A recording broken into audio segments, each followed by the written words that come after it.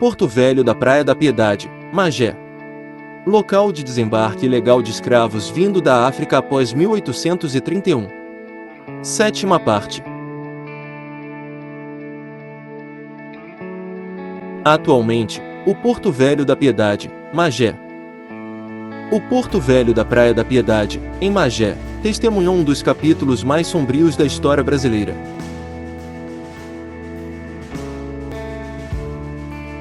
Inicialmente utilizado para o desembarque clandestino de escravizados, esse local se transformou, com o passar dos anos, em um importante centro de exportação de café. Quando Dom João VI chegou ao Brasil em 1808, houve uma grande transformação. Ele transformou o Rio de Janeiro, na capital do Império Português, e foi responsável por muitas mudanças na cidade. Como já foi mencionado no capítulo 6º, membros da antiga elite ou comerciantes locais se instalaram nas proximidades da corte no Rio de Janeiro e receberam do príncipe Dom João VI terras para o cultivo do café. O café chegou ao Brasil, pelo oficial português Francisco de Melo Palheta, em 1727. Trouxe as primeiras mudas da rubiácea da Guiana Francesa para o Brasil. Recebera-as de presente das mãos de Madame de Orvilliers, esposa do governador de Caiena. As mudas foram plantadas no Pará, onde floresceram sem dificuldade. No Pará, a cultura não foi muito difundida e foi levada nos anos seguintes para o Maranhão, chegando à Bahia em 1770. O ciclo do café no Brasil se iniciou de fato quando o desembargador João Castelo Branco mandou vir do Maranhão algumas sementes ou mudas, entre 1760 e 1762, para a cidade do Rio de Janeiro. Apenas as mudas de café cultivados nos jardins do desembargador João Castelo Branco, no Morro de Santo Antônio, e nos arredores dos conventos de Santa Teresa e dos Capuchinhos prosperaram. A cultura do café não representava nada de apreciável até os primeiros anos do século XIX.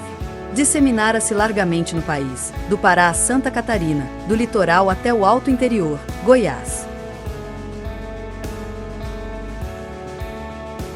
Mas apesar dessa larga área de difusão geográfica, o cafeeiro tinha uma expressão mínima no balanço da economia brasileira.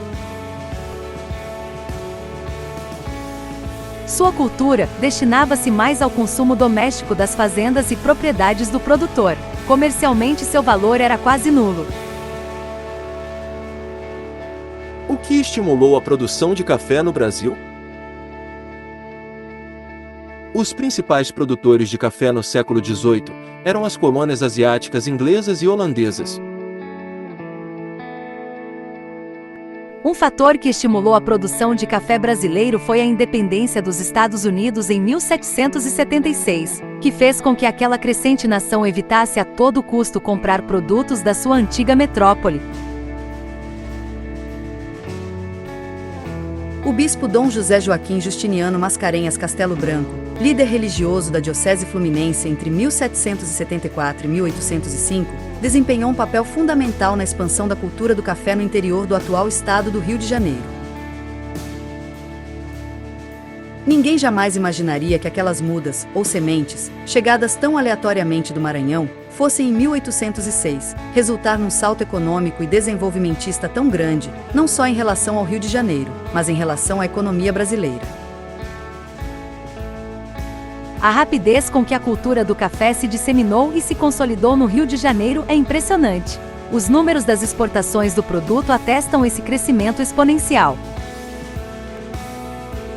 A rápida expansão do cultivo do café no Vale do Paraíba Fluminense, a partir de 1825, foi impulsionada por diversos fatores.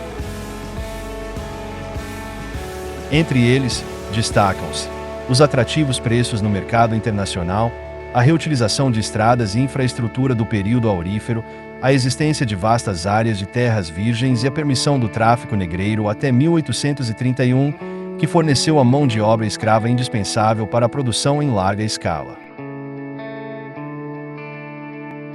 Vamos falar um pouco sobre a reutilização da estrada e infraestrutura do período aurífero colonial, que foi adaptada para o escoamento da produção cafeeira a partir de 1825, no Vale do Paraíba Fluminense. A descoberta de ouro em Minas Gerais no final do século XVII impulsionou o crescimento da região e a necessidade de rotas eficientes para o transporte do metal precioso. Em 1721, Bernardo Soares de Proença, natural de Suruí, recebeu uma sesmaria em Inhomirim e construiu a variante do Caminho Novo. Posteriormente, obteve outra sesmaria no alto da Serra da Estrela, atual Petrópolis, tornando-se um dos principais desbravadores da região.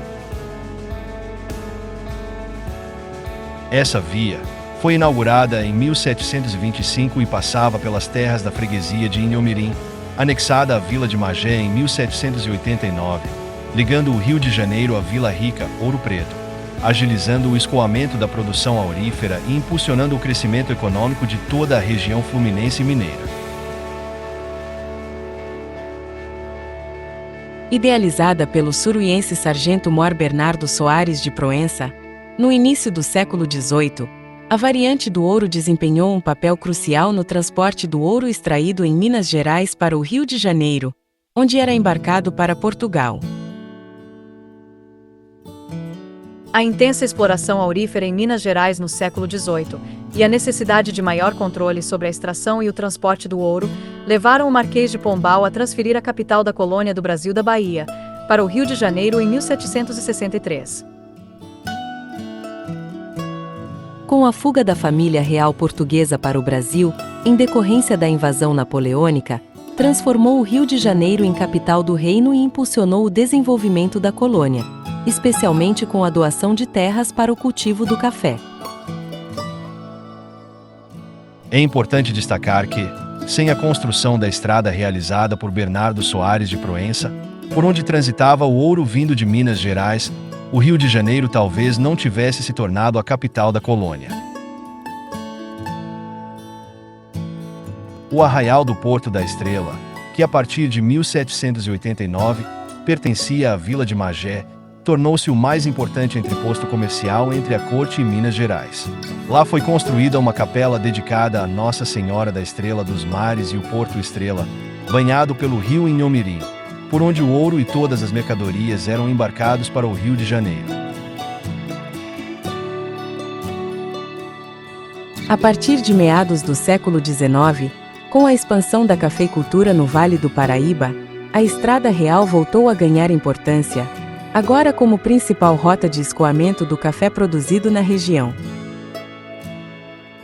O Arraial da Estrela da Vila de Magé, localizada às margens da estrada, a partir de 1825, voltou a ser um importante centro econômico. A intensa atividade econômica gerada pela produção cafeeira no Vale do Paraíba impulsionou o desenvolvimento urbano da região, com a chegada de novos habitantes e a intensificação do comércio local. O Porto Estrela, pertencente à Vila de Magé de 1789 a 1846, quando foi fundada a Vila da Estrela, destacou-se pelo papel que desempenhou como principal porto de escoamento da produção aurífera mineira no século XVIII e do café do Vale do Paraíba no século XIX.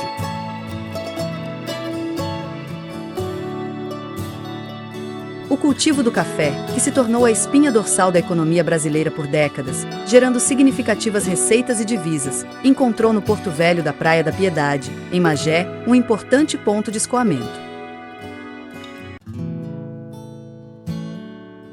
A partir de 1831, esse porto continuou a comercializar escravizados de forma clandestina, em desrespeito à Lei Feijó, o que demonstra a complexidade das relações entre a economia cafeeira e o sistema escravista no Brasil.